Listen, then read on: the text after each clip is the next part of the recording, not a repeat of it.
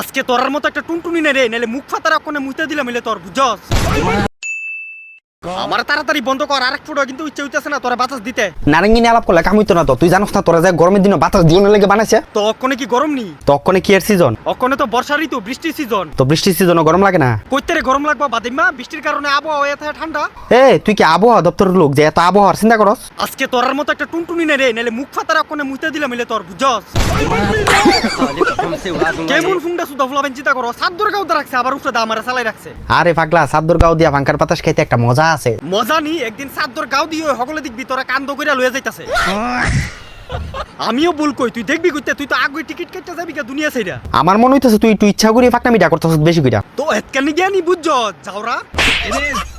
বালা যদি চাস তাড়াতাড়ি আমার বদ্ধ কর। আর বদ্ধ না করলে তো সাদ্দর গাউদা রাখছ মুখ ডাক্কা মর।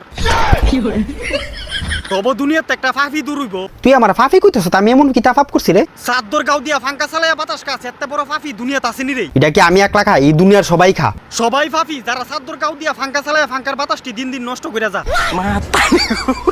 এটা হইছে সমগ্র ফাঙ্কা জাতির অসম্মান। সাদ্দর গাউ দিয়া আরাম সুদেয়া যে ফাঙ্কার বাতাসটি নষ্ট করো, সেই ফাঙ্কার বাতাসটি আমরা পরিশ্রম করে তোরা দেই দান। হাজারের কথা তো ভালোই জানোস, তোর আমরা দান কবে দিছস? এই যে বাতাসটি দিতেছি এটি কইতে আইতেছে তোর হুগার ভিতরতে। আমরা বাতাস দান করে দিকই তোরা গরমের ভিতরে বাচ্চা আসোস। তোরা বাতাস দেশ কেমনে? তোরা কারেন্ট খাওয়া এলিকা বাতাস দিতে পারোস। তো কারেন্টই তো খাওয়া আছে এমন তো না, ডেলি ডেলি মাছ মাংস খাওয়াইলা। তো কারেন্ট খাওয়াইতে টিয়া লাগে না? কি এটা লাগে? বিলে টিয়া কি তোর বাপে দে? বাপ তুই কথা কবি আকরা ফাঙ্কা দে সর মাইরা ফালাই দিমু দেখবে। তুই জোর মা বাপ তুই কথা কইতে আইছে। তুই যেতখান ধরে ফেটার ফেটার কথা, আমার মাথাটা কুদ্রা গরম হইছে কসে। মাথা ঠান্ডা হয়ে যাবো, আগে আমার সুইচ অফ কর, এরপরে তোর গরম মাথাটা নিয়ে গরম চুলার ভিতরে বর।